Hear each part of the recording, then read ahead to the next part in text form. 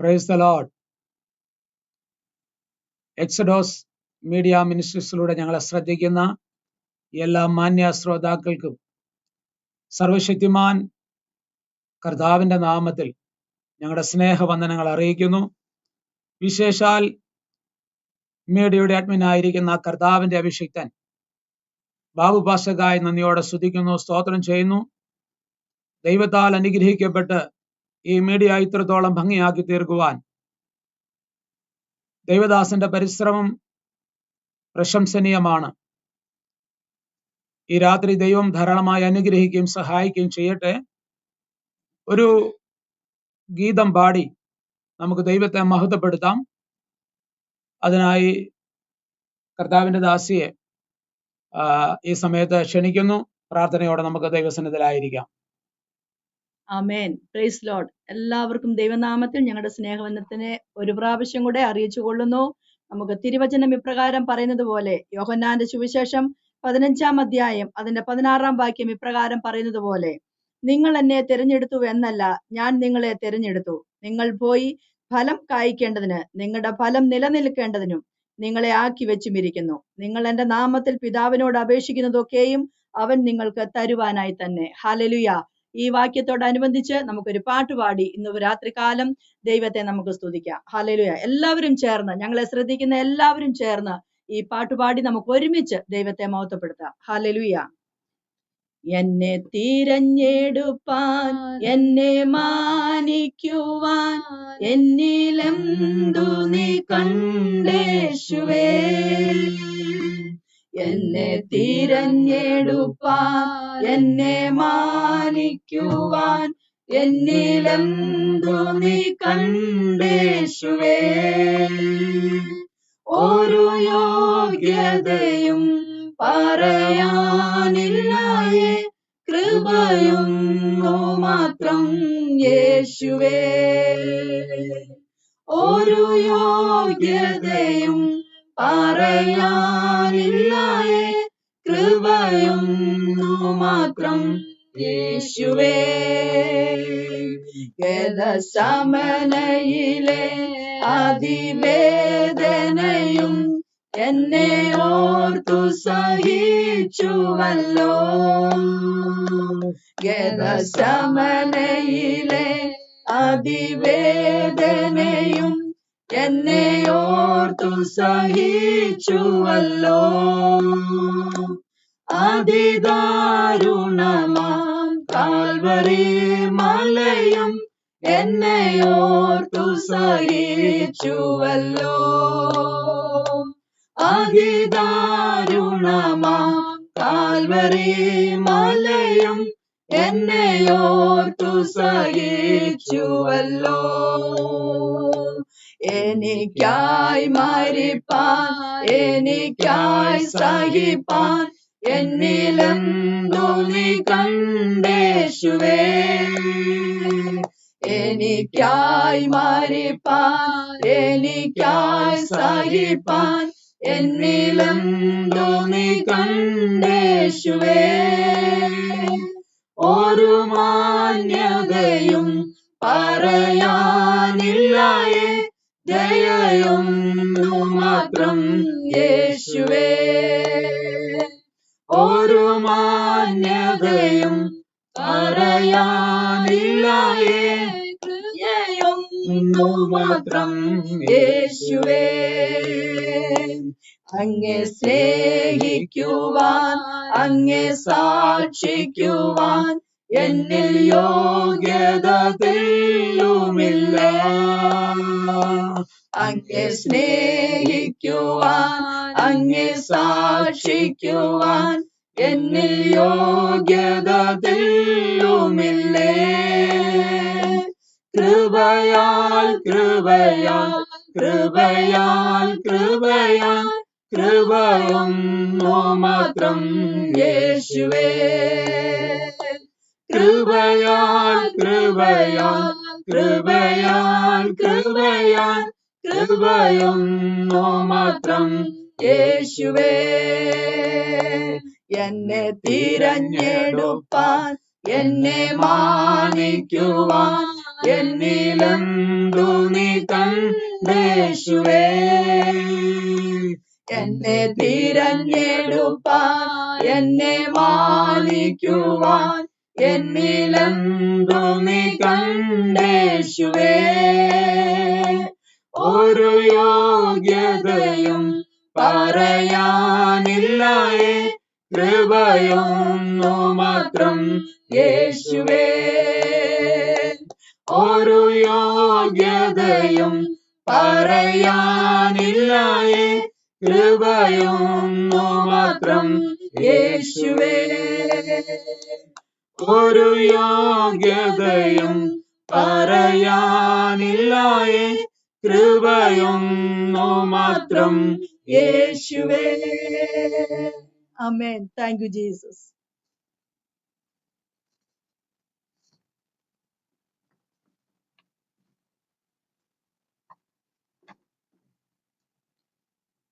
ഒരു പ്രാവശ്യം കൂടെ ദൈവനാമം വാഴ്ത്തപ്പെടുമാറാകട്ടെ. ഈ സന്ധ്യാവേളയില് തിരുവചനവുമായി തിരുസന്നിധിയിലായിരിക്കാൻ കർത്താവ് സഹായിച്ച ദൈവത്തിന്റെ വൻ കൃപയെ ഓർത്ത് ദൈവത്തെ സ്തുതിക്കുന്നു, സ്തോത്രം ചെയ്യുന്നു. വളരെ പ്രാർത്ഥനയോടും ഒരുക്കത്തോടും കൂടെ ദൈവസന്നിധിയിലായിരിക്കാം.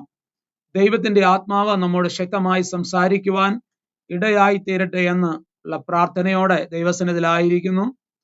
വിശേഷാൽ ഒരു പ്രാവശ്യം കൂടെ എക്സഡോസ് മീഡിയ മിനിസ്ട്രീസിന്റെ അഡ്മിനായിരിക്കുന്നതായ ദൈവദാസൻ ബാബു മാത്യു പാസ്റ്റർക്ക് ഒരു പ്രാവശ്യം കൂടെ നന്ദി അറിയിച്ചുകൊണ്ട് ലഭ്യമായ സമയം വേഗത്തിൽ തിരുവചന ധ്യാനത്തിനായി നമുക്ക് ദൈവസന്നിധിയിൽ സമർപ്പിക്കാം. ഈ രാത്രികാലം തിമത്യോസിന്റെ ഒന്നാമത്തെ പത്രിക അല്ലെങ്കിൽ തിമത്യോസിന് എഴുതിയ ഒന്നാമത്തെ ലേഖനം അതിന്റെ 4-ാം അധ്യായത്തിന്റെ 6-ാമത്തെ വാക്യമാണ് വേദവചന ചിന്തയ്ക്കായിട്ട് തിരഞ്ഞെടുത്തിരിക്കുന്നത്. അത് ഞാൻ ഇവിടെ ഒരു പ്രാവശ്യം വായിക്കട്ടെ. ഇത് സഹോദരന്മാരെ ഗ്രഹിപ്പിച്ചാൽ നീ അനുസരിച്ച വിശ്വാസത്തിന്റെയും സദുപദേശത്തിന്റെയും വചനത്താൽ പോഷണ ലഭിച്ച് ക്രിസ്തുവേശുവിന് നല്ല ശുശ്രൂഷകൻ ആകും. ഒരു പ്രാവശ്യം കൂടെ ഞാൻ വായിക്കട്ടെ. തിമത്യോസിന്റെ ഒന്നാമത്തെ ലേഖനം 4-ാം അധ്യായത്തിന്റെ 6-ാം വാക്യമാണ് വായിച്ചത്. ഇത് സഹോദരന്മാരെ ഗ്രഹിപ്പിച്ചാൽ നീ അനുസരിച്ച വിശ്വാസത്തിന്റെയും സദുപദേശത്തിന്റെയും വചനത്താൽ പോഷണം ലഭിച്ച് ക്രിസ്തുവേശുവിന് നല്ല ശുശ്രൂഷകൻ ആകും. ഈ രാത്രി ഒരു നല്ല ശുശ്രൂഷകനാകാൻ എന്ത് ചെയ്യണമെന്നാണ് തിരുവചനം നമ്മെ പഠിപ്പിക്കുന്നത് എന്നാണ് ഞാൻ സംസാരിക്കുവാൻ ആഗ്രഹിക്കുന്നത്. ഒരു നല്ല ശുശ്രൂഷകനാകുവാൻ എന്ത് ചെയ്യണം? അപ്പോൾ ഒരു നല്ല ശുശ്രൂഷകന്റെ ധാരാളം ഗുണവിശേഷങ്ങൾ തിരുവചനത്തിൽ അങ്ങോളം ഇങ്ങോളം നമ്മൾ നോക്കുമ്പോൾ കാണുവാൻ കഴിയും. എന്നാൽ എല്ലാ വിഷയങ്ങളും ഒരു ശുശ്രൂഷകനെ കുറിച്ച് പങ്കുവയ്ക്കുവാനായിട്ട് താല്പര്യപ്പെടുന്നില്ല. വായിച്ച വേദഭാഗത്തിന്റെ ആ ഉള്ളിൽ നിന്നുകൊണ്ട് പൗലോസ് തിമത്യോസിനോട് എന്താണ് പറയുന്നത്, അതിനെക്കുറിച്ചുള്ളതായ ഒരു ചെറിയ വിവരണം വിശകലനം ചെയ്യുവാനായിട്ടാണ് ആഗ്രഹിക്കുന്നത്. അതുകൊണ്ട് നമുക്ക് ദൈവസന്നിധിയിൽ ദൈവമേ എന്നോട് സംസാരിക്കണമേ എന്നുള്ളതായ പ്രാർത്ഥനയോടെ നമുക്ക് ദൈവസന്നിധിയിലായിരിക്കാം. അപ്പോസ്തലനായ പൗലോസ് നിജപുത്രനായ വിശ്വാസത്തിൽ നിജപുത്രനായ തിമത്യോസിന് എഴുതിയതായ 2 ലേഖനങ്ങളിൽ ഒന്നാമത്തെ ലേഖനമാണ് ഈ രാത്രി നമ്മൾ വായിച്ചത്. ഇതിന്റെ ഉള്ളടക്കമൊക്കെയും നമുക്ക് കൃത്യമായിട്ട് അറിയാം. എനിക്ക് തോന്നുന്നു നെറ്റ്വർക്കിന് അല്പം സ്ലോ ആണെന്ന് ഇവിടെ കാണിക്കുന്നുണ്ടെങ്കിലും തടസ്സം കൂടാതെ നിങ്ങൾക്ക് ശബ്ദം കേൾക്കുവാൻ കഴിയുമെന്ന് ഞാൻ വിശ്വസിക്കുന്നു. ഇല്ലെങ്കിൽ ക്ഷമിക്കണം. ഡൽഹി ആണെങ്കിൽ തന്നെയും നെറ്റ്വർക്ക് അല്പം സ്ലോ ആണ്. എങ്കിലും ദൈവത്തിന്റെ കരുണയാൽ നിശ്ചയമായിട്ടും നിങ്ങൾക്ക് കേൾക്കുവാൻ കഴിയുമെന്ന് ഞാൻ വിശ്വസിക്കുകയാണ്. ഇല്ല എങ്കിൽ ഒന്ന് കമന്റ് ചെയ്യുന്നത് ഉപകാരപ്രദമായിരിക്കുമെന്ന് ഓർപ്പിക്കട്ടെ. അപ്പോ പൗലോസ് തിമത്യോസിനെ പഠിപ്പിക്കുന്നതായ സമയത്ത് വളരെ ശ്രദ്ധയോടെ ആയിരിക്കണം നീ കർത്താവിന്റെ വേലയിലായിരിക്കേണ്ടത്, അല്ലെങ്കിൽ നിന്റെ ശുശ്രൂഷ നിർവഹിക്കേണ്ടത് എന്ന് അവനെ പഠിപ്പിക്കുകയും വിശേഷാൽ അവനെ ആക്കുന്നതായ സ്ഥാനങ്ങളിലൊക്കെയും വിശ്വസ്തയോടെ ആക്കണമെന്ന് അവനെ ഓർപ്പിക്കുകയും ചെയ്യുന്നുണ്ട്. അപ്പോ ഇവിടെ പ്രാരംഭത്തിൽ ഇങ്ങനെ തന്നെ കാണുന്നു. ഇത് സഹോദരന്മാരെ ഗ്രഹിപ്പിച്ചാൽ, അപ്പോ 1 മുതൽ 4 വരെയുള്ളതായ അല്ലെങ്കിൽ 3 വരെയുള്ള അധ്യായത്തിന്റെ അവസാന വാക്യം വരെയും പൗലോസ് കുറെ കാര്യങ്ങള് പഠിപ്പിക്കുന്നുണ്ട് അഥവാ ഓർപ്പിക്കുന്നുണ്ട്. അപ്പൊ അതിനുശേഷമാണ് പറഞ്ഞത് ഇത് നീ ഗ്രഹിപ്പിച്ചാൽ. അപ്പൊ കുറച്ച് കാര്യങ്ങൾ താഴേക്കുമുണ്ട്. അവിടെ പറഞ്ഞു വരുന്നത് ഒന്നാമത്തെ കാര്യമായിട്ട് ഇങ്ങനെയാണ്, നീ അനുസരിച്ച വിശ്വാസം. അപ്പൊ കാര്യങ്ങളിലേക്ക് പ്രവേശിക്കുന്ന മുമ്പ് തന്നെ ഒരു മുന്നോടിയായിട്ട് പറയുകയാണ്, നീ അനുസരിച്ച വിശ്വാസം. അപ്പൊ ഇത് പറയാൻ നേരത്ത് ഒരു കാര്യം മനസ്സിലാക്കുന്നത്, നാം എന്താണോ വിശ്വസിക്കുന്നത് അതായിരിക്കും നമ്മൾ അനുസരിക്കുന്നത്. ഒരു കാര്യം നമ്മൾ ഉള്ളുകൊണ്ട് വിശ്വസിക്കുവാൻ കഴിഞ്ഞില്ലെങ്കിൽ നമ്മൾ അത് അനുസരിക്കാൻ തയ്യാറാകത്തില്ല. ഒരു മാതാവോ പിതാവോ കുഞ്ഞുങ്ങളോട് പറയുന്ന കാര്യം അവർക്ക് ഉൾക്കൊള്ളാൻ കഴിയുന്നില്ലെങ്കിൽ, അവർക്ക് അതിനെ ഏറ്റെടുക്കുവാൻ കഴിയുന്നില്ലെങ്കിൽ ഒരിക്കലും അത് അനുസരിക്കുവാൻ കഴിയത്തില്ല. അപ്പൊ പൗലോസ് തിമോഥെയോസിനോട് പറയുന്നത് നീ അനുസരിച്ച വിശ്വാസം എന്ന് പറഞ്ഞാൽ അനുസരണത്തിന്റെ പിന്നിൽ ഉള്ളത് ദൈവത്തിലുള്ളതായ വിശ്വാസമാണ്. അപ്പോ ദൈവത്തിൽ ഉള്ളതായ ആ വിശ്വാസം, അവന്റെ ഹൃദയത്തിനകത്ത് വേര് പിടിച്ചു കിടക്കുന്നതായ ആ വിശ്വാസത്തെ നമുക്ക് അവിടെ കാണുവാൻ കഴിയും. ഈ വിശ്വാസത്തെ കുറിച്ച് പഠിപ്പിക്കുമ്പോൾ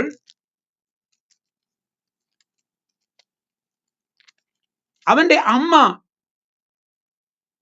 അമ്മയിലും വല്യമ്മയിലും ഈ വിശ്വാസമുണ്ട്, അത് നിന്നിലും ഉണ്ടെന്ന് ഞാൻ വിശ്വസിക്കുന്നു.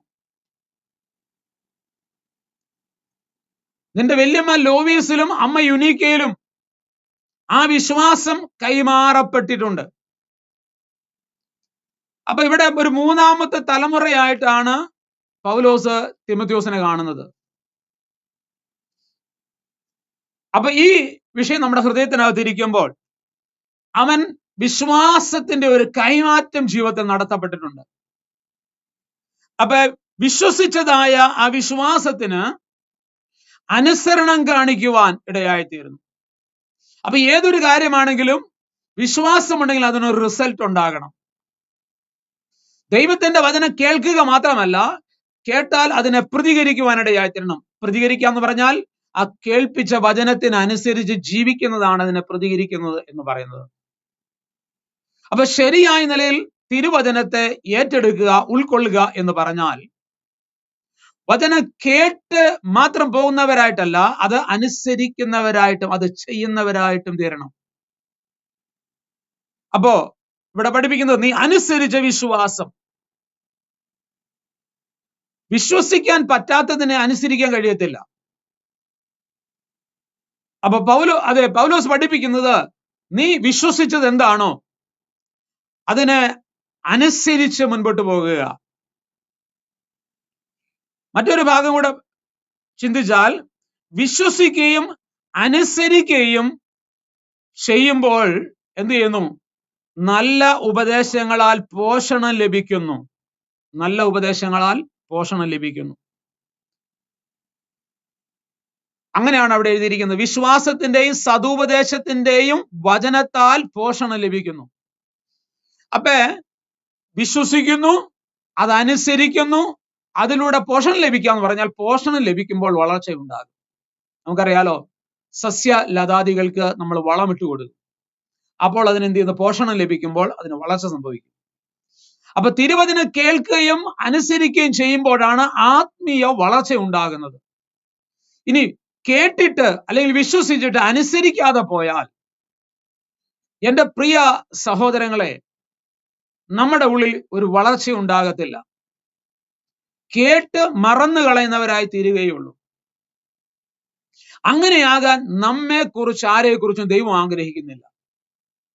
അതുകൊണ്ട് വചനം കേട്ട് കളയുന്നവരായിട്ടല്ല, അത് അനുസരിക്കുകയും ചെയ്യുന്നവരായിട്ടും ചെയ്യണം.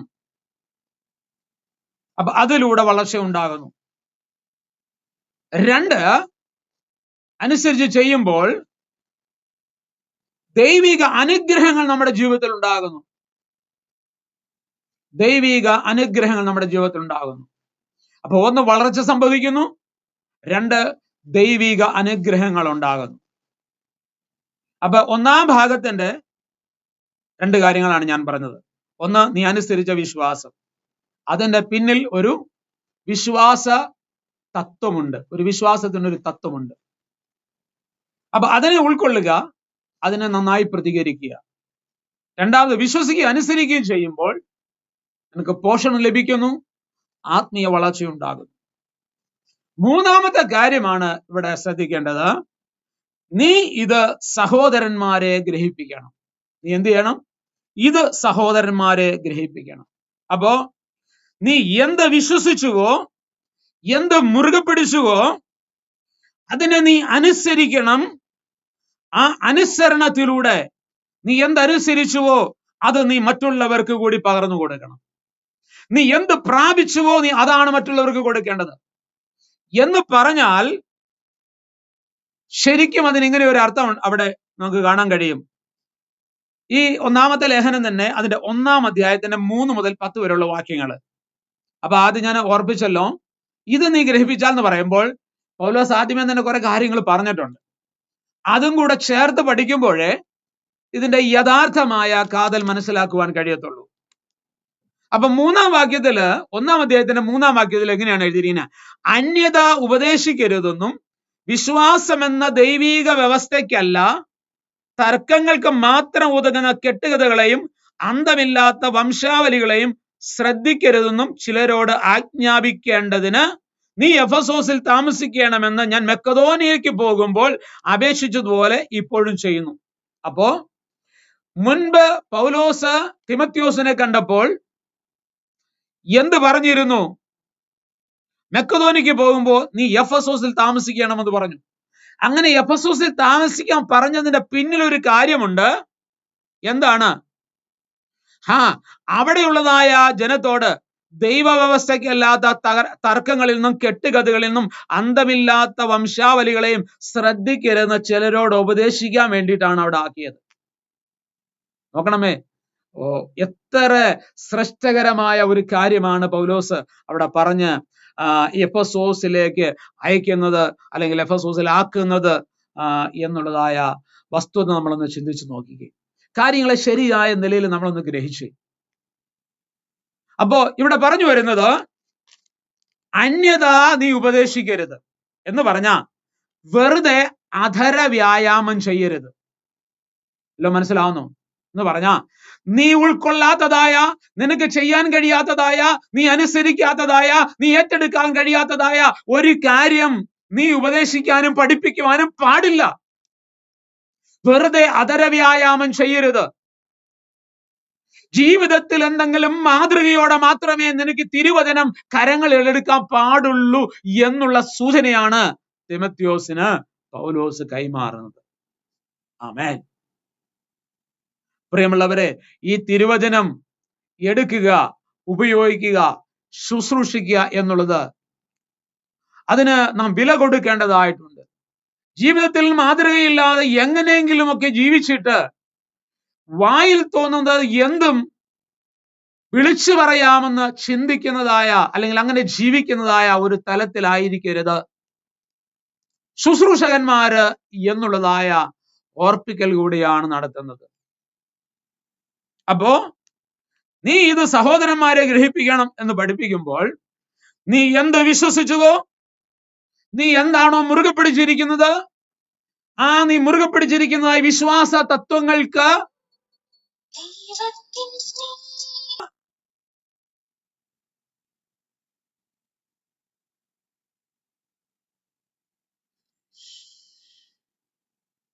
ഫിനിഷ് ആയിരിക്കാം. ഇപ്പോൾ കേൾക്കാമെന്ന് വിശ്വസിക്കുന്നു. ഡിസ്കണക്ട് ആയോ എന്ന് സംശയിക്കുന്നു. ഓക്കെ, കേൾക്കാൻ പറ്റുന്നുണ്ടോ? ഒന്ന് കമന്റ് ചെയ്യുകയാണെങ്കിൽ നന്നായിരിക്കും. ഓക്കെ, സ്ലോ കണക്ഷൻ ഉണ്ട്, എങ്കിലും പ്രാർത്ഥനയോടെ നമുക്ക് ദൈവസന്നിധിയിലായിരിക്കാം. ഓക്കെ, അപ്പൊ നമുക്ക് വീണ്ടും തുടരാം. അപ്പൊ വിശ്വസിക്കുകയും അതിനെ മുറുകെ പിടിക്കുകയും അനുസരിക്കുകയും ചെയ്യുക, അത് മറ്റുള്ളവർക്ക് പകർന്നു കൊടുക്കുക. ഓക്കെ, അങ്ങനെ മറ്റുള്ളവർക്ക് വേണ്ടി പകർന്നു കൊടുക്കുമ്പോഴാണ് ഒരു നല്ല ശുശ്രൂഷകനിലേക്ക് നമുക്ക് വളരുവാൻ തക്കവണ്ണം കഴിയുന്നത്. അപ്പൊ ഒരു വിഷയത്തിന്റെ 3 കാര്യങ്ങൾ ഞാനിപ്പോ പറഞ്ഞു. ഇനി അടുത്ത കാര്യം, രണ്ടാമത്തെ കാര്യം, വെറുതെ തർക്കങ്ങൾ, കെട്ടുകഥകൾ, വൃഥാവാദങ്ങൾ ചെയ്യരുത് എന്ന് പറഞ്ഞ ധർമ്മോപദേഷ്ടാക്കന്മാരായിരിക്കരുത്. ജീവിതത്തിൽ മാതൃകയില്ലാതെ മാത്രം സംസാരിക്കുന്നവരായി തീരരുത്. ജീവിതത്തിൽ മാതൃകയില്ലാതെ വെറുതെ ധർമ്മോപദേഷ്ടാക്കന്മാരായിരിക്കുക, വെറുതെ ഉപദേശിക്കുന്നവരായി തീരുക. ജീവിതത്തിൽ ഏറ്റെടുക്കുകയോ അത് പ്രാവർത്തികമായ പദത്തിൽ കൊണ്ടുവരികയോ അതിന് ഗൗരവബോധത്തോടെ കാണുകയോ ജീവിതത്തിൽ അതിനെ ഉൾക്കൊള്ളുകയോ ചെയ്യാതെ അധരവ്യായാമം നടത്തരുത്. 2, മാതൃകയില്ലാതെ സംസാരിക്കുന്നവരായി തീരരുത്, അഥവാ ധർമ്മോപദേഷ്ടാക്കന്മാരായിരിക്കരുത്. ഇതാണ് അതിനകത്തൂടെ പൗലോസ് വിവക്ഷിക്കുന്നത്. അടുത്ത കാര്യം, 1-ാമത്തെ അധ്യായത്തിന്റെ തന്നെ 8 മുതൽ 10 വരെയുള്ള വാക്യങ്ങളിൽ ന്യായപ്രമാണം എന്നത് നമുക്ക് ഡിസിപ്ലിൻ ഉണ്ടാകുവാൻ ഉള്ളതാണ്, അതിന് ഉതകുന്നതാണ്. അത് ന്യായമായി ഉപയോഗിച്ചാൽ, 10-ാം വാക്യത്തില് അത് ന്യായമായി ഉപയോഗിച്ചാൽ ന്യായപ്രമാണം നല്ലതാണ്. ഈ കാലഘട്ടത്തിൽ ഇതിന് പ്രസക്തിയുണ്ട്. കാരണം പഴയ നിയമം വേണ്ട, ന്യായപ്രമാണം വേണ്ട, അത് പ്രസംഗിക്കേണ്ട ആവശ്യമില്ല എന്നൊക്കെ പഠിപ്പിക്കുന്ന തലത്തിൽ ന്യായപ്രമാണം നമ്മുടെ ജീവിതത്തിന് ഡിസിപ്ലിൻ ഓർഡറൈസ് ആക്കി തീർക്കുവാൻ തക്കവണ്ണം പ്രയോജനമുള്ളതാണ്.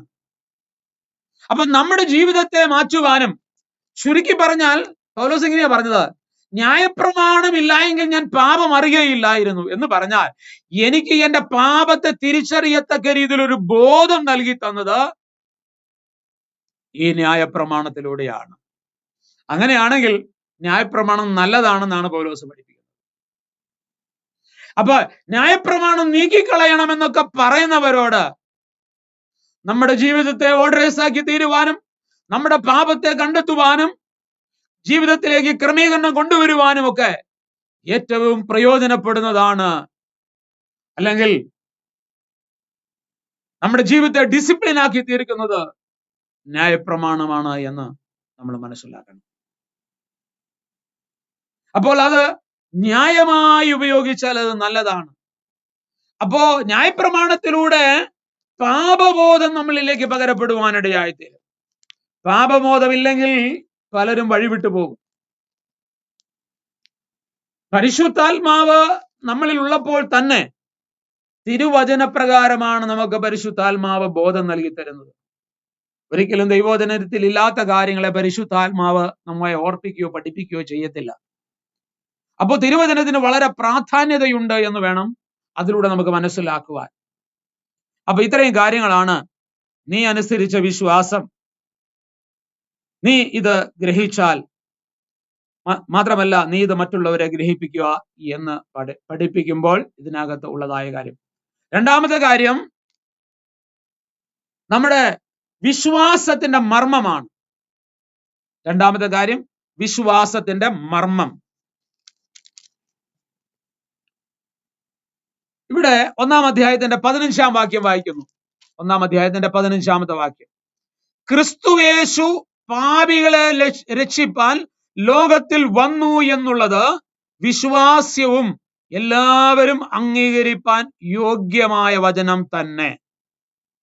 ആ പാപികളിൽ ഞാൻ ഒന്നാമൻ എന്നിട്ടും യേശു ക്രിസ്തു നിത്യജീവനായി കൊണ്ട് തന്നിൽ വിശ്വസിപ്പാനുള്ളവർക്ക് ദൃഷ്ടാന്തത്തിനായി സകല ദീർഘക്ഷമയും ഒന്നാമനായി എന്നിൽ കാണിക്കേണ്ടതിന് എനിക്ക് കരുണ ലഭിച്ചു.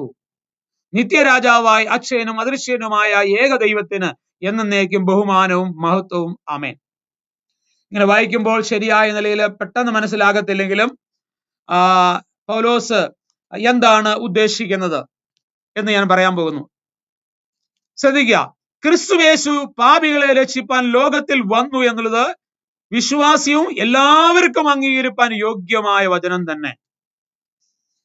അപ്പൊ വിശ്വാസത്തിന്റെ മർമ്മം എന്ന് പറയുന്നത് ഇതാ: യേശു ക്രിസ്തു പാപികളെ രക്ഷിപ്പാൻ ലോകത്തിൽ വന്നു എന്നുള്ളതായ ദൈവിക സത്യം നീ പഠിപ്പിക്കുകയും നീ വിളിച്ചു പറയുകയും ചെയ്യുക എന്ന് പറയുമ്പോൾ അതാണ് അതിന്റെ മർമ്മം.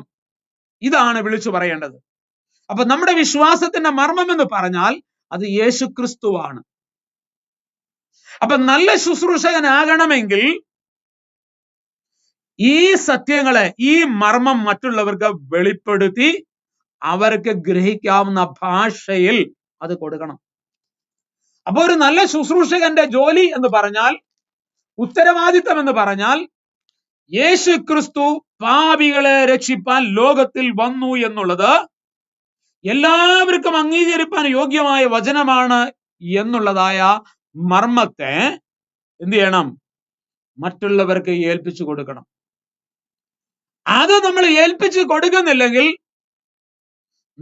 നമ്മൾ എത്ര ലംബെ പ്രസംഗിച്ചാലും, അല്ലെങ്കിൽ എത്ര വലിയ പ്രസംഗം നടത്തിയാലും, എത്ര മാത്രം നമ്മൾ ഓടിയാലും, എത്ര വർഷക്കാലം നമ്മൾ ശുശ്രൂഷയിലായിരുന്നാലും, അതൊരു വിശ്വാസിയാകട്ടെ, ഇത് കേൾക്കുമ്പോൾ കേവലം ശുശ്രൂഷകന്മാർക്ക് മാത്രമാണ് എന്ന് ചിന്തിക്കരുത്. കാരണം എല്ലാ വിശ്വാസികൾക്കും ഇത് ബാധകമാണ്. എല്ലാ ശുശ്രൂഷകന്മാർക്കും ഇത് ബാധകമാണ്. ഒരു വിശ്വാസിയായതിനു ശേഷമാണ് ഒരു ശുശ്രൂഷകനാകുന്നത്. അപ്പോൾ അവന്റെ ഉത്തരവാദിത്വം വലിയതാണ്. എല്ലാവരെയും ദൈവം സാക്ഷ്യം വഹിക്കുവാനാണ് തെരഞ്ഞെടുത്തിരിക്കുന്നത്.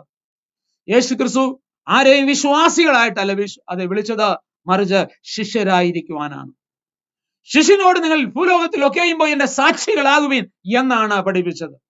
അപ്പോൾ ഈ തിരുവചനത്തിന് എല്ലാവർക്കും ഇതിനകത്തൊരു ഉത്തരവാദിത്തമുണ്ട്, ഒരു പങ്കാളിത്തമുണ്ട് എന്നുള്ളതായ വസ്തുത കൂടെ ഞാൻ നിങ്ങളെ ഓർപ്പിക്കട്ടെ.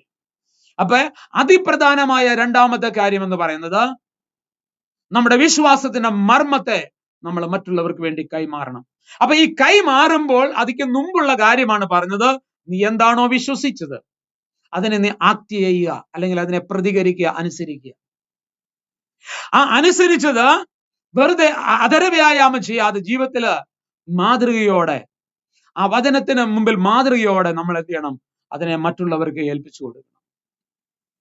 ഇതാണത് അത് ആഗ്രഹിക്കുന്നത്. ഇനി അപ്പൊ ഞാൻ അത് അത്രയും കാര്യങ്ങളെ ചുരുക്കത്തിൽ ഞാൻ അതൊന്ന് പറഞ്ഞു. ഇനി അതിന്റെ മൂന്നാമത്തെ പരമപ്രധാനമായ വിഷയത്തിലേക്ക് ഞാൻ പോകുവാനായിട്ട് ആഗ്രഹിക്കുന്നു. മൂന്നാമത്തെ കാര്യം ഇതാണ്: നിന്നിൽ നിലനിർത്തേണ്ടതായ കാര്യം. 1:18 ഇപ്രകാരം വായിക്കുന്നു: മകനെ തിമോത്തിയോസേ, നിന്നെ കുറിച്ച് മുൻപുണ്ടായ പ്രവചനങ്ങൾക്ക് ഒത്തവണ്ണം ഞാൻ ഈ ആജ്ഞ നിനക്ക് ഏൽപ്പിക്കുന്നു. നോക്കിക്കോണമേ, 4-ാം അധ്യായത്തിന്റെ 6-ാം വാക്യത്തിൽ നല്ല ശുശ്രൂഷകനാകും എന്ന് പറയുമ്പോൾ തന്നെ അതിക്ക് മുമ്പ് ഇവിടെ എഴുതിയിരിക്കുന്നത്, മകനെ തിമോത്തിയോസേ, നിന്നെ കുറിച്ച് മുൻപുണ്ടായ പ്രവചനങ്ങൾക്ക് ഒത്തവണ്ണം ഞാൻ ഈ ആജ്ഞ നിനക്ക് ഏൽപ്പിക്കുന്നു. അതെന്താണ്? നീ വിശ്വാസവും നല്ല മനസ്സാക്ഷിയും ഉള്ളവനായി അവയെ അനുസരിച്ച് നല്ല യുദ്ധസേവ ചെയ്യുക. അപ്പൊ നല്ല ശുശ്രൂഷകനാകുവാനായിട്ടുള്ളതായ ചില പ്രബോധനങ്ങൾ തിമോത്തിയോസിന് ദൈവം കൈമാറി. അതെന്താണ്? നിന്നെ കുറിച്ച് മുൻപുണ്ടായ പ്രവചനങ്ങൾക്ക് ഒത്തവണ്ണം ഞാൻ ഈ ആജ്ഞ നിനക്ക് ഏൽപ്പിക്കുന്നു. നീ വിശ്വാസവും നല്ല മനസ്സാക്ഷിയുമുള്ളവനായി അവയെ അനുസരിച്ച് യുദ്ധസേവ ചെയ്യുക. അപ്പൊ നീ വിശ്വാസമുള്ളവനായിരിക്കുക. 2, നല്ല മനസ്സാക്ഷിയുള്ളവനായി അതിനെ അനുസരിച്ച് യുദ്ധസേവ ചെയ്യണം. ഇതാണ് ആഗ്രഹിക്കുന്നത്. 1, നല്ല വിശ്വാസം. 2, നല്ല മനസ്സാക്ഷി. അപ്പൊ മനസ്സാക്ഷിക്ക് കളങ്കം ഏൽക്കുന്നതായ ഒന്നും നമ്മുടെ ജീവിതത്തിൽ ഉണ്ടാകാൻ പാടില്ല. നമ്മുടെ മനസ്സാക്ഷി നമ്മെ കുറ്റം വിധിക്കാത്ത നിലയിൽ, മനസ്സാക്ഷി നമ്മുടെ ജീവിതത്തിൽ നാം തെറ്റുകാരനാണ്, നമ്മുടെ ജീവിതത്തിൽ കുറ്റബോധം നൽകി തരുന്നെങ്കിൽ അതിനെ ഏറ്റെടുത്ത് നമ്മൾ എന്ത് ചെയ്യണം? ക്രമീകരണം വരുത്തുവാനിടയായി തീരണം. നല്ല വിശ്വാസത്തിൽ അതിനെ മുറുകെ പിടിക്കണം എന്ന് പറഞ്ഞാൽ കേന്ദ്ര വിശ്വാസത്തെ അല്ലെങ്കിൽ വിശ്വാസത്തിന്റെ മർമ്മത്തെ മുറുകെ പിടിക്കണം. അതിനെ ഒരിക്കലും വിട്ടുകളയാൻ പാടില്ല. അപ്പോൾ തന്നെ രണ്ടാമത് മനസ്സാക്ഷി. പരിശുദ്ധാത്മാവിനാൽ നിയോഗിക്കപ്പെട്ട നയിക്കപ്പെടുന്നതായ മനസ്സാക്ഷി നമ്മുടെ ഉള്ളിൽ നിന്ന് ഒരിക്കലും നഷ്ടപ്പെട്ടു പോകാൻ പാടില്ല. അതിനെ മുറുകെ പിടിച്ചുകൊണ്ടായിരിക്കണം ഈ ഭൂമിയിൽ നമ്മുടെ യുദ്ധസേവ ചെയ്യേണ്ടത്, അല്ലെങ്കിൽ സുവിശേഷം മറ്റുള്ളവരിലേക്ക് എത്തിക്കേണ്ടത്, മറ്റുള്ളവരും നല്ല സാക്ഷ്യം വഹിക്കേണ്ടത്. അടുത്ത കാര്യം ഞാൻ പറയാൻ പോകുന്നു. 2-ാം അധ്യായത്തിന്റെ 2 മുതൽ 4 വരെയുള്ള വാക്യങ്ങൾ.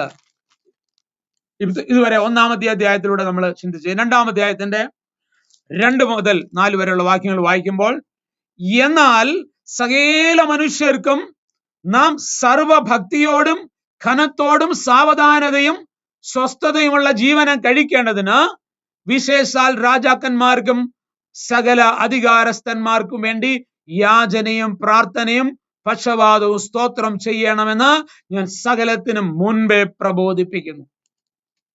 അപ്പോ തിമത്യോസിനെ ഒരു ശുശ്രൂഷകനായി ഉള്ളിൽ കണ്ടുകൊണ്ട് തിമത്യോസിന് വേണ്ടി ലേഖനം എഴുതുമ്പോൾ, ഈ വിശ്വാസത്തിന്റെ മർമ്മത്തെ ഉൾക്കൊണ്ടുകൊണ്ട് നീ ഒരു ശുശ്രൂഷ ചെയ്യുമ്പോൾ നിന്റെ രാജ്യത്തെ കുറിച്ചുള്ളതായ ഒരു ദേശീയ ബോധം നിനക്കുണ്ടാകണം എന്ന് മാത്രമല്ല,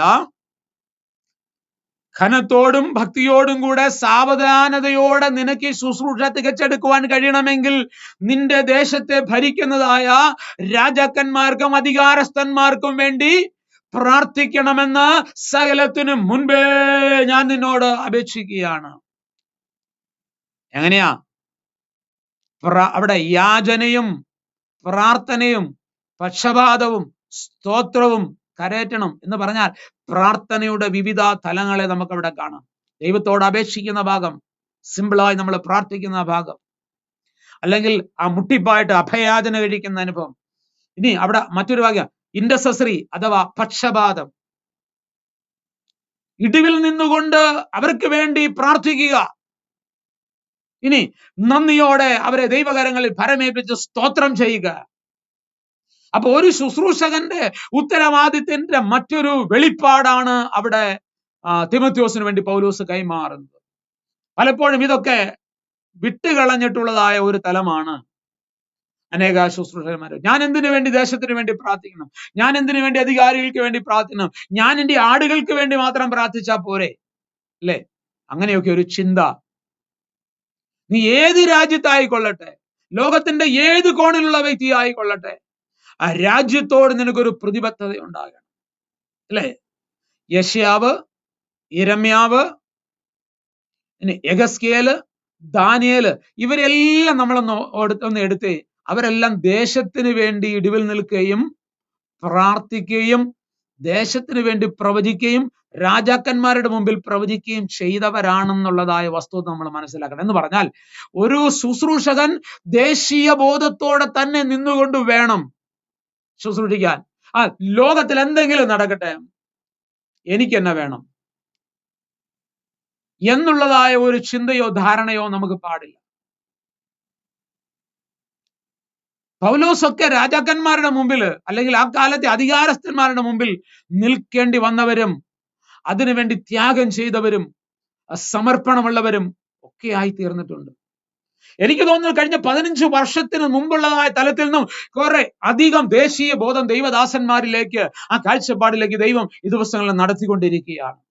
ഈ ഇലക്ഷനൊക്കെ വന്നപ്പോൾ ജനം വളരെ ഇടിവിൽ നിന്ന് പ്രാർത്ഥിപ്പാനിടയായിത്തീർന്നു. കാരണം നമ്മൾ ചെയ്യാതെ പോയതിന് ഈ കാലഘട്ടത്തിൽ ചെയ്യേണ്ടി വന്നു, അല്ലെങ്കിൽ അതിനായിട്ട് ദൈവം ഒരുക്കി ചില കഷ്ടതകൾ, ചില പീഡനങ്ങൾ, ചില പ്രയാസങ്ങൾ ജീവിതത്തിൽ കടന്നു വന്നപ്പോൾ ഇപ്പോൾ നെടുമ്പാട് വീണ് പ്രാർത്ഥിക്കേണ്ടതായിട്ട് വന്നു.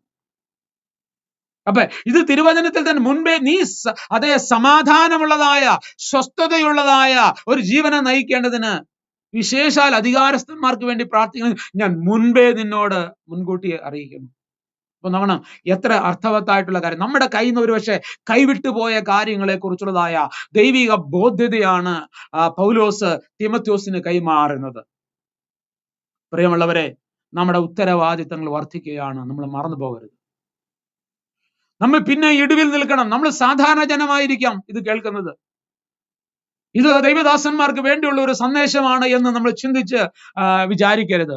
ഈ തിരുവചനത്തിലുള്ളത് എല്ലാം വിശ്വാസികൾക്കുള്ളതും എല്ലാ സാധാരണ ജനങ്ങൾക്കുള്ളതും അപ്പോൾ തന്നെ ദൈവദാസന്മാരുടെ ശ്രദ്ധയെ കേന്ദ്രീകരിക്കേണ്ടതുമായ വിഷയങ്ങൾ ഇതിലൂടെ പൗലോസ് നമുക്ക് നൽകി തരികയാണ്. അപ്പോൾ അധികാരസ്ഥന്മാർക്ക് വേണ്ടി നമ്മൾ പ്രാർത്ഥിക്കുവാൻ എന്ന് പറഞ്ഞാൽ സർവ്വ മനുഷ്യരും ദൈവത്തെക്കുറിച്ചുള്ള പരിജ്ഞാനത്തിലെത്തണമെന്നാണ് അവിടെ ആഗ്രഹിക്കുന്നത്, അല്ലെ? സർവ്വ മനുഷ്യരും ദൈവത്തെക്കുറിച്ചുള്ളതായ, അങ്ങനെയാ പറഞ്ഞു തുടങ്ങുന്നത്.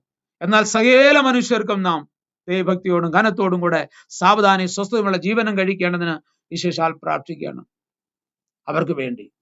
അപ്പോ സർവ്വ മനുഷ്യരും ദൈവത്തെക്കുറിച്ചുള്ള പരിജ്ഞാനത്തിലെത്തണം. അടുത്ത കാര്യം, ദൈവത്തിനും മനുഷ്യർക്കും മധ്യസ്ഥൻ ഒരുവനെന്നും അത് എല്ലാവർക്കും വേണ്ടി മറുവിലയായി കൊടുത്ത യേശുക്രിസ്തുവാണ് എന്ന് അറിയിക്കണം. നമ്മളിത് ചെയ്യുമ്പോൾ തന്നെ, അല്ലെങ്കിൽ അതിനായി നമ്മെ നിയമിക്കപ്പെട്ടിരിക്കുന്നു, അല്ലെ? സർവ്വ മനുഷ്യരും ദൈവത്തെക്കുറിച്ചുള്ള പരിജ്ഞാനത്തിൽ നിറയപ്പെടുവാനാണ് പൗലോസ് അവിടെ പ്രാർത്ഥിക്കുന്നുണ്ട്. ഓരോരോ സഭകൾക്ക് വേണ്ടി പൗലോസിന്റെ കൊലോസ്യ ലേഖനം, എഫേസ്യ ലേഖനം, ഫിലിപ്പിയ ലേഖനം ഒക്കെ എടുത്ത് പഠിക്കുമ്പോൾ ദൈവസഭയിലെ ദൈവജനത്തിന് വേണ്ടി പ്രാർത്ഥിക്കുന്ന ഭാഗങ്ങൾ നിങ്ങൾ തെരഞ്ഞെടുത്ത് നോക്കിക്കോ. അപ്പോ അതിനകത്തെല്ലാം നോക്കിയാൽ ഒരു ഭാഗമാണ് സകലരും ദൈവത്തിന്റെ പരിജ്ഞാനത്തിൽ അത് വളർച്ച പ്രാപിക്കണം. അങ്ങനെ പരിജ്ഞാനത്തിൽ വളർച്ച പ്രാപിക്കണമെങ്കിൽ അപ്പോ നമ്മൾ എന്തിനു മധ്യസ്ഥ അണയ്ക്കുന്നു വെച്ചാൽ നമ്മുടെ കർത്താവ് നമുക്ക് വേണ്ടി മധ്യസ്ഥ അണയ്ക്കുന്നു, അല്ലെ? കർത്താവ് ഇപ്പോൾ എന്താണ് ചെയ്യുന്നത്? പാപപരിഹാര യാഗം ചെയ്തു. കർത്താവ് മരിച്ചെടുക്കപ്പെട്ടു, ഉയർത്തെഴുന്നേറ്റു. ഇന്ന് പിതാവിന്റെ വലത് ഭാഗത്ത് നമുക്ക് വേണ്ടി മധ്യസ്ഥ അണയ്ക്കുക. അപ്പോ നമ്മുടെ കർത്താവ് ദൈവത്തിന് മനുഷ്യർക്കും മധ്യസ്ഥന് ഒരുവൻ എന്നും അത് എല്ലാവർക്കും വേണ്ടി മറുവിലയായി കൊടുത്ത യേശുക്രിസ്തുവാണ് ആ മധ്യസ്ഥൻ എന്നും, അല്ലെ? അപ്പോ ആ മധ്യസ്ഥനെ നമുക്ക് വേണ്ടി തന്നിരിക്കുക. അപ്പൊ കർത്താവ് ചെയ്യുന്ന അതേ ശുശ്രൂഷ, ആ ശുശ്രൂഷ യോഹന്നാന്റെ സുവിശേഷം 17-ാം അധ്യായത്തിൽ നമുക്ക് കാണാം. പ്രിയ പിതാവേ, നമ്മൾ ഒന്നായിരിക്കുന്നത് പോലെ ഇവരും ഒന്നായിരിക്കേണ്ടതിന് അപേക്ഷിക്കുന്നു. കർത്താവേ, നീ എന്നെ ലോകത്തിലേക്ക് അയച്ചതുപോലെ ഞാനും ഇവരെ ലോകത്തിലേക്ക് അയക്കുന്നു. മധ്യസ്ഥ അണയ്ക്കുക. അപ്പോ ഇത് ദൈവം നമ്മെ ഏൽപ്പിച്ചിരിക്കുന്ന ശുശ്രൂഷയാണ് എന്നുള്ള കാര്യം മനസ്സിലാക്കുക. ഇനി നോക്കണം, 2-ാം അധ്യായത്തിന്റെ 9-ാമത്തെ വാക്യത്തില് 5-ാമത്തെ പോയിന്റിലേക്ക് ഞാൻ ഇങ്ങനെ പഠിപ്പിക്കാം. സ്ത്രീകളും പുരുഷന്മാരും ശുശ്രൂഷകന്റെ കുടുംബവും എങ്ങനെയായിരിക്കണം എന്ന് ഇവിടെ ഓർപ്പിക്കുന്നുണ്ട്.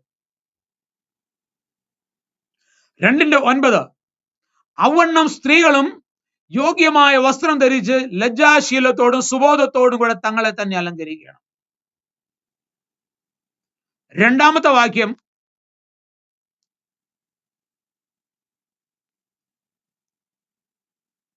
2-ാം അധ്യായത്തിന്റെ 9-ാമത്തെ വാക്യം വായിച്ചല്ലോ. ഇനി 2-ാം അധ്യായത്തിന്റെ 11-ാമത്തെ 12-ാമത്തെ വാക്യം താഴേക്ക് വായിക്കുമ്പോൾ അലങ്കരിക്കേണ്ടത് സ്ത്രീ മൗനമായിരുന്ന് പൂർണ്ണ അനുസരണത്തോടും കൂടെ പഠിക്കട്ടെ. 10-ാം വാക്യത്തില് ഞാൻ ക്രമമായിട്ട് വായിക്കാം. അവണ്ണ സ്ത്രീകളും യോഗ്യമായ വസ്ത്രം ധരിച്ച് ലജ്ജാശീലത്തോടും സുബോധത്തോടും കൂടെ തങ്ങളെ തന്നെ അലങ്കരിക്കണം. പിന്നിയ തലമുടി, പൊന്ന്, മുത്ത്, വിലയേറിയ വസ്ത്രം എന്നിവ കൊണ്ടല്ല, ദൈവഭക്തിയെ സ്വീകരിക്കുന്ന സ്ത്രീകൾക്ക് ഉചിതമാവണ്ണം സൽപ്രവർത്തികളെ കൊണ്ടത്രേ അലങ്കരിക്കേണ്ടത്. സ്ത്രീ മൗനമായിരുന്ന പൂർണ്ണാനുസരണത്തോടും കൂടെ പഠിക്കട്ടെ. മൗനമായിരിക്കാനല്ലാതെ ഉപദേശിപ്പാനോ പുരുഷന്റെ മേൽ അധികാരം നടത്തുവാനോ ഞാൻ സ്ത്രീയെ അനുവദിക്കുന്നില്ല. അപ്പോ ഇതെല്ലാം സ്ത്രീകളോടുള്ള ഉപദേശ വിഷയങ്ങളായി രേഖപ്പെടുത്തിയിരിക്കുന്നു. ഇനി പുരുഷന്മാരോട് 2-ാം അധ്യായത്തിന്റെ 8-ാം വാക്യത്തിൽ എന്താണ് എഴുതിയിരിക്കുന്നത്? ആകയാൽ പുരുഷന്മാർ എല്ലായിടത്തും കോപവും വാഗ്വാദവും വിട്ടകന്ന് വിശുദ്ധ കൈകളെ ഉയർത്തി പ്രാർത്ഥിക്കണം എന്ന് ഞാൻ ആഗ്രഹിക്കുന്നു. ശ്രദ്ധിച്ചേ. ഇനി അപ്പൊ പുരുഷന്മാരോട് പറയാണ്, എല്ലാ കോപവും വാഗ്വാദവും വിട്ടകന്ന് വിശുദ്ധ കൈകളെ ഉയർത്തി പ്രാർത്ഥിക്കണം. അപ്പൊ ജീവിതത്തെ ചില മാതൃകകൾ എങ്ങനെയായിരിക്കണമെന്ന് ഓർപ്പിക്കുന്നു. ഇനി ശുശ്രൂഷകന്മാരോട് 3-ാം അധ്യായത്തിന്റെ 1 മുതൽ 10 വരെയുള്ള വാക്യങ്ങൾ വളരെ വ്യക്തമായിട്ട് അവിടെ രേഖപ്പെടുത്തിയിട്ടുണ്ട്. ഒരുവൻ അധ്യക്ഷ സ്ഥാനം കാംക്ഷിക്കുന്നുവെങ്കിൽ നല്ല വേല ആഗ്രഹിക്കുന്നു എന്നുള്ളത് വിശ്വാസയോഗ്യമാകുന്നു. എന്നാൽ എല്ലാം വായിക്കാനായിട്ട് സമയമില്ല എന്നാൽ അധ്യക്ഷൻ നിരപവാദ്യനായി ഏകഭാര്യയുടെ ഭർത്താവും നിർമ്മതനും ജിതേന്ദ്രപ്യനും സുശീലനും അതിഥിപ്രിയനും ഉപദേശിപ്പാൻ സമർത്ഥനും ആയിരിക്കണം. മദ്യപ്രിയനും തല്ലുകാരനും ആകരുത്. ശാന്തനും കലഹിക്കാത്തവനും ദ്രവ്യാഗ്രഹമില്ലാത്തവനും സ്വന്തം കുടുംബത്തെ നന്നായി ഭരിക്കുന്നവനും മക്കളെ പൂർണ്ണ ഗൗരവത്തോടെ അനുസരണത്തിൽ പാലിക്കുന്നവനും ആയിരിക്കണം. സ്വന്തം കുടുംബത്തെ ഭരിപ്പാൻ അറിയാത്തവൻ ദൈവസഭയെ അങ്ങനെ പരിപാലിക്കും. പിശാചിന് വന്ന ശിശാപതിയിൽ അകപ്പെടാതിരിപ്പാൻ പുതിയ ശിശുനും അരുത്. നിന്നയിലും പിശാചിന്റെ കണിയിലും കുടുങ്ങാതിരിപ്പാൻ പുറമേയുള്ളവർ നല്ല സാക്ഷ്യം പ്രാപിക്കുന്നവനും ആയിരിക്കണം. എന്നിട്ട് പറയുന്നു, ഔവണ്ണം ശുശ്രൂഷകന്മാർ ഘനശാലികളായിരിക്കണം. ഇരുവാക്കുകാര്, മദ്യപന്മാര്, ദുർലാഭമോഹികള്, വിശ്വാസത്തിന്റെ ഒപ്പം തന്നെ പറയാണ്, വിശ്വാസത്തിന്റെ മർമ്മം ശുദ്ധ മനസാക്ഷിയിൽ വെച്ചുകൊള്ളുന്നവനായിരിക്കണം. അപ്പോ ഒരു ശുശ്രൂഷകൻ എങ്ങനെയായിരിക്കണം എന്നുള്ളത് വളരെ കൃത്യമായിട്ട് അവിടെ ഓർപ്പിക്കുന്നുണ്ട്. ഇനി ഒരു ശുശ്രൂഷകൻ എങ്ങനെയായിരിക്കണമെന്നാണ് അടുത്ത കാര്യം. ഇത്രയും കാര്യങ്ങൾ അവിടെ പറഞ്ഞപ്പോൾ തന്നെ ക്രമമായിട്ടുള്ള കാര്യങ്ങൾ അവിടെ എഴുതിയിട്ടുണ്ട്. 6ാമത്തെ കാര്യത്തിലേക്ക് വരുന്നു. 4-ാം അധ്യായത്തിന്റെ 1 മുതൽ 4 വരെയുള്ള വാക്യങ്ങള് വളരെ ഇമ്പോർട്ടൻസ് ആയിട്ടുള്ള കാര്യമാണ്. അവിടെ എന്താണ് രേഖപ്പെടുത്തിയിരിക്കുന്നത്? എന്നാൽ ഭാവി കാലത്ത് ചിലർ വ്യാജാത്മാക്കളെയും ഭൂതങ്ങളുടെ ഉപദേശങ്ങളെയും ആശ്രയിച്ച് ഭോഷ്ക് പറയുന്നവരുടെ കപടത്താൽ വിശ്വാസം ത്യജിക്കുമെന്ന് ആത്മാവ് തെളിവായി പറയുന്നു. വളരെ മുൻപേ തന്നെ പൗലോസ് ഈ ലേഖനം എഴുതുമ്പോൾ പറയുന്ന ഒരു കാര്യമാണ്, ഭാവി കാലത്ത് ചിലർ വ്യാജ ആത്മാക്കളെയും ഭൂതങ്ങളുടെ ഉപദേശങ്ങളെയും ആശ്രയിച്ച് ഭോഷ്ക് പറയുന്നവരുടെ കപടത്താൽ വിശ്വാസം ത്യജിക്കും എന്ന് ആത്മാവ് തെളിവായി അല്ലെങ്കിൽ സ്പഷ്ടമായി പറയുന്നു. അവരെന്ത് ചെയ്യുന്നു? അവരുടെ ആ അടയാളങ്ങളെ കുറിച്ച് അല്ലെങ്കിൽ അവരെങ്ങനെ ആയിരിക്കുമെന്ന് അവിടെ പറയുന്നുണ്ട്. അവർ സ്വന്തം മനസാക്ഷിയിൽ ചൂടുവച്ചവരായി വിവാഹം വിലക്കുകയും സത്യത്തെ ഗ്രഹിച്ചിരിക്കുന്ന വിശ്വാസികൾ സ്തോത്രത്തോടെ അനുഭവിപ്പാൻ ദൈവം സൃഷ്ടിച്ച ഭോജ്യങ്ങളെ വർജിക്കണമെന്ന് കൽപ്പിക്കുകയും ചെയ്യും. ഇനിയുള്ള കാര്യങ്ങൾ ശ്രദ്ധിക്കണമേ എന്ന് പറഞ്ഞാൽ, 1, വ്യാജ ആത്മാക്കളെയും ഭൂതങ്ങളുടെയും ഉപദേശത്തെ പഠിപ്പിക്കുന്ന ഒരു കൂട്ടർ എന്ന് പറഞ്ഞെങ്കിൽ ദുരുപദേശകന്മാര് എഴുന്നേൽക്കും. അപ്പോ അവരെ തിരിച്ചറിഞ്ഞ് വിട്ടുകളയണം. തിമോഥെയോസിനോട് പറയാ, നീ ഒരു നല്ല ശുശ്രൂഷകനായിരിക്കണമെങ്കിൽ ദുരുപദേശത്തെ കണ്ട് മനസ്സിലാക്കി അതിനെ ത്യജിച്ചു കളയണം, വിട്ടുകളയണം. 2ാമത്തെ ആ കൂട്ടർ ചെയ്യുന്ന ഒരു കാര്യമുണ്ട്.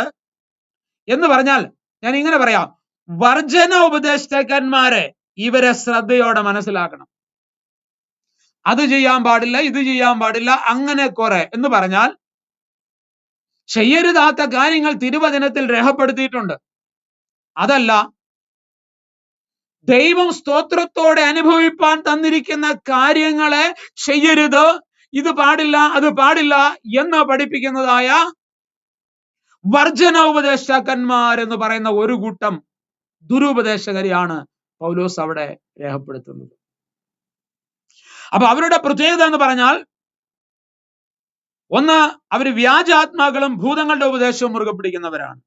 അതിനകത്ത് ഒന്നാണ് വിവാഹം വിലക്കുക, അല്ലെ? അതവിടെ വ്യക്തമായിട്ട് രേഖപ്പെടുത്തിയിട്ടുണ്ട്.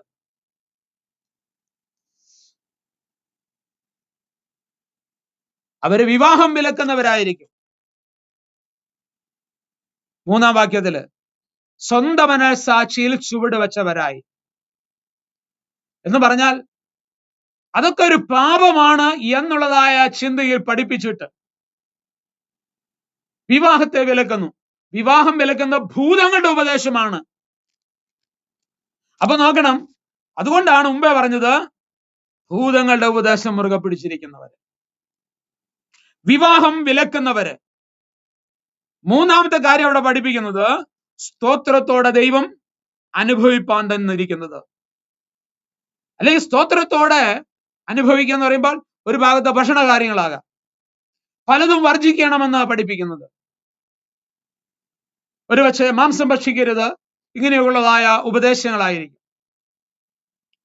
ഇല്ലെങ്കിൽ ദൈവം അനുഭവിക്കാൻ തന്നിട്ടുള്ള കാര്യങ്ങൾ, അത് ചെയ്യാൻ പാടില്ല, ഇത് ചെയ്യാൻ പാടില്ല, അങ്ങനെ പഠിപ്പിക്കുന്നതായ കാര്യങ്ങൾ. അപ്പൊ പൗലോസ് പറയുന്നത് ദൈവം സ്തോത്രത്തോടെ ഭക്ഷിപ്പാൻ നൽകിയ വസ്തുക്കളെ ഉപേക്ഷിക്കുവാൻ പഠിപ്പിക്കുന്നതായ അല്ലെങ്കിൽ നിർബന്ധിക്കുകയോ ചെയ്യുന്നവരാണ് ഇവർ.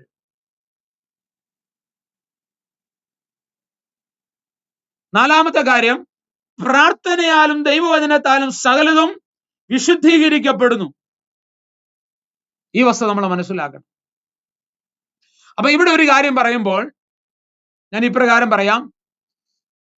ഇനി ഭക്ഷണത്തിന്റെ കാര്യമാണെങ്കിൽ എന്തും ഭക്ഷിക്കാം, പ്രാർത്ഥനയാലും ദൈവവചനത്താലും സകലം ശുദ്ധീകരിക്കപ്പെടുന്നു എന്ന് വചനത്തിലുണ്ട്. അതുകൊണ്ട് എന്തും ഭക്ഷിക്കാം എന്ന് പഠിപ്പിക്കുന്നവരുണ്ട്.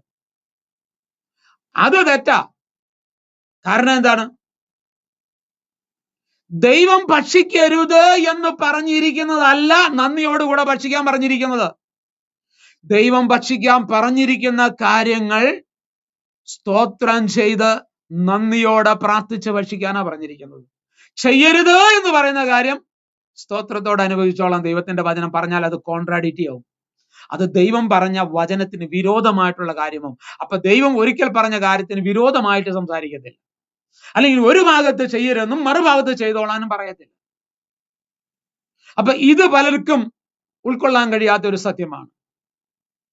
അപ്പൊ എന്താണ് സ്തോത്രത്തോടെ ഭക്ഷിക്കേണ്ടത് എന്ന് പറഞ്ഞാൽ, ദൈവം ഈ ലോകത്തിൽ നമുക്ക് നൽകി തന്നിരിക്കുന്ന കാര്യങ്ങളെ, അതിന്റെ പിന്നിൽ എന്തെങ്കിലും ബുദ്ധിമുട്ടോ പ്രശ്നങ്ങളോ അല്ലെങ്കിൽ ഏതെങ്കിലും വഴിപാടുകളോ നേർച്ച കാഴ്ചകളോ അങ്ങനെയൊക്കെ ഉണ്ടെങ്കിൽ അതിന്റെ ഒന്നും പിൻബലത്തെ നമ്മൾ അന്വേഷിക്കാൻ പോകാതെ നമ്മൾ സ്തോത്രം ചെയ്ത് ഭക്ഷിക്കുവാനുള്ളതായ വ്യവസ്ഥ. അങ്ങാടിയിൽ നിന്ന് വാങ്ങുന്നത് അല്ലെങ്കിൽ മാർക്കറ്റിൽ ലഭിക്കുന്നത് സ്തോത്രം ചെയ്ത് ഭക്ഷിക്കും. അതിന്റെ പിന്നാമ്പുറം ചരിത്രം നമ്മൾ അന്വേഷിക്കേണ്ടതായിട്ടില്ല. എന്നാൽ ഇത് വിഗ്രഹാർപ്പിതമെന്ന് പറഞ്ഞ് ആരെങ്കിലും തന്നാൽ അത് ദൈവത്തിൽ വിശ്വസിക്കുന്നവർക്ക് ഭക്ഷിക്കുവാൻ കഴിയത്തില്ല. മറ്റുള്ളവർക്ക് എങ്ങനെയാകാം, അതിനൊന്നും നമുക്ക് നല്ലൊരു ഇതുണ്ട്, അവരത് എങ്ങനെയെങ്കിലും കഴിച്ചോട്ടെ, അതിനകത്തൊന്നും നമുക്ക് എതിർപ്പില്ല. അത് ഞാൻ എടുത്തു പറഞ്ഞത് ഇതൊരു മീഡിയ ആയതുകൊണ്ടാണ്. മറ്റുള്ളവരുടെ വിശ്വാസത്തെ നമുക്ക് ചോദ്യം ചെയ്യാൻ അത് അവർക്ക് ചെയ്യാനുള്ള സ്വാതന്ത്ര്യമുണ്ട്, അത് ചെയ്തോട്ടെ. പക്ഷെ ദൈവമക്കളാകുന്ന നമുക്കുള്ള പ്രമാണത്തെ, വേദപുസ്തകം നമ്മൾ വിശ്വസിക്കുന്നെങ്കിൽ അതിൽ നിലനിൽക്കുക, അത്രയേ ഉള്ളൂ. അപ്പോ നീ ഇത് ചെയ്യുകയും, അപ്പോ നീ എന്ത് വിശ്വസിക്കുന്നുവോ അതിനെ നീ പഠിപ്പിക്കുകയും ചെയ്യുമ്പോൾ നീ ഒരു നല്ല ശുശ്രൂഷകനാകും. അതാണ് പൗലോസ് ഈ ഭാഗത്തുനിന്ന് തിമോഥെയോസിനെ പഠിപ്പിക്കുവാൻ ആഗ്രഹിക്കുന്നത്. അപ്പോൾ പ്രിയമുള്ളവരെ, ഞാൻ അതിന്റെ കൺക്ലൂഷനിലേക്ക് വരുവാനായിട്ട് ആഗ്രഹിക്കുകയാണ്. എന്നിട്ട് പറയാണ്, ഇത് നീ സഹോദരന്മാരെ ഗ്രഹിപ്പിച്ചാൽ, നീ അനുസരിച്ച വിശ്വാസത്തിന്റെയും സദുപദേശത്തിന്റെയും വചനത്താൽ പോഷണം ലഭിച്ച് ക്രിസ്തുവേശുവിന് നല്ല ശുശ്രൂഷകൻ ആകും. എന്നിട്ട് പറഞ്ഞു, ഭക്തിവിരുദ്ധമായ കിഴവിക്കഥകളെ ഒഴിഞ്ഞിരിക്കുക, ദൈവഭക്തിക്ക് ഒത്തവണ്ണം അഭ്യാസം ചെയ്യുക. ദൈവഭക്തിക്ക് എന്ന് വെച്ചാൽ ഇതിനെ നമ്മൾ ട്രെയിനിങ് ചെയ്യുക, അഭ്യാസം ചെയ്യുക, ഇത് ജീവിതത്തിൽ പ്രാക്ടിക്കൽ ചെയ്യുക.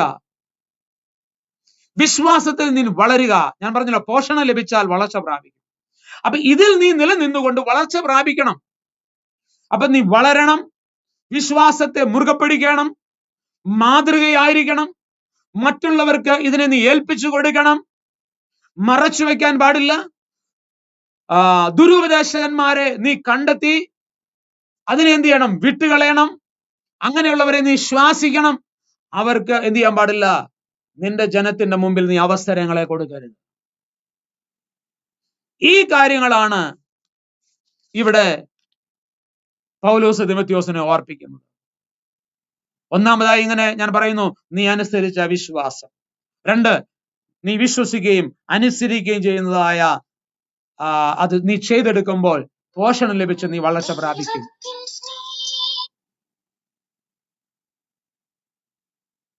വളർച്ച പ്രാപിക്കും. മൂന്നാമതായി അന്യത ഉപദേശിക്കരുത്. വെറുതെ അധര വ്യായാമം ചെയ്യരുത്. മാതൃകയോടെ ജീവിക്കുവാൻ ശുശ്രൂഷന്മാർക്ക് നൽകി തരുന്ന ഈ തിരുവചനത്തെ മുറുകെ പിടിക്കണം. അടുത്തത് വർജന ഉപദേശകന്മാരും ദുരുപദേശകന്മാരെയും മനസ്സിലാക്കി ദൈവം നൽകി തന്നതിനെ സ്തോത്രത്തോടെ ഉപയോഗിക്കുവാൻ നീ പഠിപ്പിക്കണം, ഉപയോഗിക്കണം. പ്രാർത്ഥനയാലും സകല ജാഗ്രതയോടും ദൈവവചനത്താൽ നാം വിശുദ്ധീകരിക്കപ്പെട്ട് ഒരു നല്ല ശുശ്രൂഷകനായി ഒരു നല്ല യുദ്ധസേവ ചെയ്യുവാൻ ദൈവം നമ്മെ സഹായിക്കട്ടെ. ഈ രാത്രി തിരുവചനം കേട്ടതായ എല്ലാവരോടും നന്ദി അറിയിക്കുന്നു. വിശേഷാൽ ബാബു മാത്യു പാസ്റ്ററോട്, സാജൻ എബ്രാഹാം, ജോസ് ജോയി, സിസ്റ്റർ ആലീസ് മാത്യു, ഇവരെല്ലാവരെയും ഓർത്ത് ദൈവസന്നിധിയിൽ സ്തോത്രം ചെയ്യുന്നു. കർത്താവ് നിങ്ങളെ ഈ ഓൺലൈനിലൂടെ, ഇത്തരം പേരുടെ പേരുകൾ മാത്രമാണ് എനിക്ക് താൽക്കാലികമായി കാണാൻ കഴിയുന്നത്, അതുകൊണ്ടാട്ടോ ഞാൻ അത്രയും പേരുടെ പേര് പറഞ്ഞേ. ഞാനൊരു വാക്കിൽ പ്രാർത്ഥിക്കുവാനായിട്ട് ആഗ്രഹിക്കുക. നിങ്ങളുടെ ജീവിതത്തിൽ ഏതെല്ലാം പ്രശ്നങ്ങളുടെ മുമ്പിൽ തകർന്നു കിടക്കുന്ന വ്യക്തിയാണെങ്കിൽ, ആരെങ്കിലും ആയിക്കോട്ടെ, ഈ ദിവസങ്ങളിലും ഇത് നാളെയും മറ്റനേക ഫേസ്ബുക്ക് പേജിലൂടെയും വാട്സപ്പിലൂടെയും ശ്രദ്ധിക്കുന്ന ഏവരും, നിങ്ങൾക്ക് ഒരു ആവശ്യം ഞാൻ പ്രാർത്ഥിക്കുവാൻ ആഗ്രഹിക്കുകയാണ്. തലകളെ വണക്കാൻ നമുക്ക് പ്രാർത്ഥിക്കാം. മഹാപരിശുദ്ധനും നിത്യനും നീതിമാനുമായ ദൈവമേ, സ്വർഗീയ പിതാവേ, ഞങ്ങളെ കേൾപ്പിച്ച തിരുവചനത്തിനായി സ്തോത്രം ചെയ്യുന്നു. അപ്പാ പിതാവേ, ഞങ്ങൾ ഒരു നല്ല ശുശ്രൂഷകന്മാരായി തീരുവാൻ, ഞങ്ങളെ കേൾപ്പിച്ച ദൈവവചന പ്രകാരം ഒരു നല്ല ജീവിതം നയിപ്പാൻ അപ്പാ അവിടെ ഞങ്ങളെ സഹായിക്കണമേ എന്ന് ദൈവത്തോട് പ്രാർത്ഥിക്കുന്നു. കർത്താവേ, തിരുവചനം കേട്ട എല്ലാവരെയും ഞങ്ങൾ അനുഗ്രഹിച്ച് പ്രാർത്ഥിക്കുന്നു. ജീവിതത്തിൽ വലിയ വ്യത്യാസം ഉണ്ടാകട്ടെ, അവർ ആത്മീയമായി വളർച്ച പ്രാപിക്കട്ടെ, അവരെ ശുശ്രൂഷ വെളിപ്പെട്ടു വരട്ടെ, തടസ്സങ്ങൾ യേശുവിന്റെ നാമത്തിൽ മാറിപ്പോകട്ടെ. കർത്താവേ, ഇന്ന് രാത്രി രോഗികളെ ദൈവം സ്പർശിക്കുമാറാകണമേ, ദൈവം തൊടുമാറാകണമേ. കർത്താവേ, അവരുടെ ആത്മീയ ജീവിതത്തെ കർത്താവ് അനുഗ്രഹിക്കണമേ. കർത്താവേ, അപ്പൊ ശാരീരികമായി ക്ലേശം അനുഭവിക്കുന്നതിന് മേലെ ദൈവത്തിന്റെ ആണിപ്പഴുതേതായ കരം വയ്ക്കുമാറാകണമേ. കർത്താവേ, യേശുവിന്റെ നാമത്തിൽ പൂർണ്ണ സൗഖ്യമുള്ളവരായി മാറട്ടെ. കർത്താവേ, കർത്താവിന്റെ അഭിഷിക്തൻ രജിത് എബ്രാം ഭാഷകായി സ്തോത്രം ചെയ്യുന്നു. കർത്താവ് അനുഗ്രഹിക്കണമേ, സഹായിക്കണമേ. കർത്താവേ, കർത്താവിന്റെ അഭിഷിക്തൻ ജോസ് ജോയ് പാസ്റ്റർക്കായി സ്തോത്രം ചെയ്യുന്നു. ഞങ്ങൾ അനുഗ്രഹിച്ചു പ്രാർത്ഥിക്കുന്ന കർത്താവേ. ഹല്ലേലൂയ. ദുബൈയിൽ നിന്ന് ശ്രദ്ധിക്കുന്നതായ കർത്താവെ അലി സമാമയ്ക്കായി സ്തോത്രം ചെയ്യുന്നു. ഞാൻ യേശു ക്രിസ്തുവിന്റെ നാമത്തിൽ അനുഗ്രഹിച്ചു പ്രാർത്ഥിക്കുന്ന കർത്താവേ, അവിടെ ആയിരിക്കുന്ന ലൈജയെയും കുടുംബത്തെയും പൈതലിനെയും അനുഗ്രഹിക്കുന്നു. കർത്താവേ, ഹല്ലേലൂയ. നിന്റെ ദാസന്മാരുടെ കുടുംബങ്ങളെ അനുഗ്രഹിച്ചു പ്രാർത്ഥിക്കുന്ന കർത്താവേ, അത്ഭുതങ്ങൾ അവരുടെ ശുശ്രൂഷയിലൂടെ നടക്കട്ടെ, ശുശ്രൂഷ വെളിപ്പെട്ടു വരട്ടെ. കർത്താവേ, വചനം വായിൽ നിന്ന് പുറപ്പെടുമ്പോൾ അഭിഷേകത്തിന്റെ തൈലം വെളിപ്പെടുവാൻ സ്വർഗത്തിലെ ദൈവത്തോട് സഹായിക്കണമെന്ന് ദൈവത്തോട് പ്രാർത്ഥിക്കുന്ന കർത്താവേ, വലിയൊരു ആത്മീയ ചൈതന്യം കർത്താവ് വെളിപ്പെടുവാൻ സഹായിക്കണമേ. അവർ ദേശങ്ങളെ കീഴടക്കുന്നവരായി തീരണമേ. കർത്താവേ, രാജാക്കന്മാരുടെ അരക്കച്ചകളെ അഴിക്കുന്നവരായി തീരണമേ. കർത്താവേ, എല്ലാവിധ പൈശാചികമായ ബന്ധനങ്ങളിൽ നിന്നും തന്റെ ജനത്തെ പുറത്തു കൊണ്ടുവരുന്നവരായി തീരുവാൻ സഹായിക്കണമേ. കർത്താവേ, അപ്പച്ച ദൈവരാജ്യത്തിന്റെ മർമ്മങ്ങളെ അവിടുന്ന് തുറന്നു കൊടുക്കുവാൻ ഇടയായി തീരണമെന്ന് ദൈവത്തോട് പ്രാർത്ഥിക്കുന്ന കർത്താവേ, അപ്പച്ച അഭിഷേകത്തിന്റെ തൈലക്കൊമ്പ് ഇന്ന് രാത്രി അവരുടെ മേൽ പകരുമാറാകണമേ. കർത്താവേ, അത്ഭുതങ്ങളാലും അടയാളങ്ങളാലും വിവിധ വീര്യപ്രവൃത്തികളാലും കർത്താവേ, ഹല്ലേലൂയ, ശക്തമായി അവരുടെ ശുശ്രൂഷകൾ വെളിപ്പെട്ടു വരുവാനിടയായി തീരണമെന്ന് ദൈവത്തോട് പ്രാർത്ഥിക്കുന്ന കർത്താവേ, സ്വർഗം അവിടുന്ന് അങ്ങനെ ചെയ്യണം. കർത്താവേ, ദൈവത്തിന്റെ കരം അവരുടെ കൂടെ ഇരുന്ന് ചലിക്കുമാറാകണമെന്ന് ഞാൻ ദൈവത്തോട് പ്രാർത്ഥിക്കുന്ന കർത്താവേ, എല്ലാ അഭിഷേകന്മാരെയും അനുഗ്രഹിച്ചു പ്രാർത്ഥിക്കുന്നു, എല്ലാ ശുശ്രൂഷകന്മാരെ അനുഗ്രഹിച്ചു പ്രാർത്ഥിക്കുന്നു, അവരുടെ കുടുംബങ്ങളെ കുഞ്ഞുങ്ങളെ അനുഗ്രഹിച്ചു പ്രാർത്ഥിക്കുന്ന കർത്താവേ, സ്വർഗം അവിടുന്ന് അങ്ങനെ ചെയ്യും. പ്രാർത്ഥന കേട്ടതിനായി സ്തോത്രം ചെയ്യുന്നു കർത്താവേ. അപ്പച്ച വരുന്ന ദിവസങ്ങളിൽ പ്രാർത്ഥന ആവശ്യമുള്ളവ എല്ലാവരെയും ദൈവകരങ്ങളിൽ ഏൽപ്പിച്ചു പ്രാർത്ഥിക്കുന്ന കർത്താവേ, മുഴുവനും കർത്താവ് നേടുക്കും. സ്വർഗം പ്രാർത്ഥന കേട്ടതിനായി സ്തോത്രം ചെയ്യുന്നു. അടിയങ്ങളെ തൃക്കരങ്ങളിൽ സമർപ്പിക്കുന്നു. കൃപ കൂടെ ഇരിക്കുന്നു. യേശു ക്രിസ്തുവിന്റെ നിസ്തുല്യമുള്ള നാമത്തിൽ താഴ്മയോടെ ചോദിക്കുന്നു, ദയ തോന്നി കേൾക്കണം സ്വർഗീയ പിതാവേ. ആമേൻ, ആമേൻ. Thank you. God bless you. ഇന്ന് രാത്രി എന്നെ ശ്രദ്ധിച്ച എല്ലാവർക്കും നന്ദി അറിയിക്കുന്നു. വീണ്ടും ദൈവം അനുവദിക്കുന്ന ആ സമയത്ത് ഒരുമിച്ച് കാണാം. ആ സമയം വരെയും God bless U. Thank you.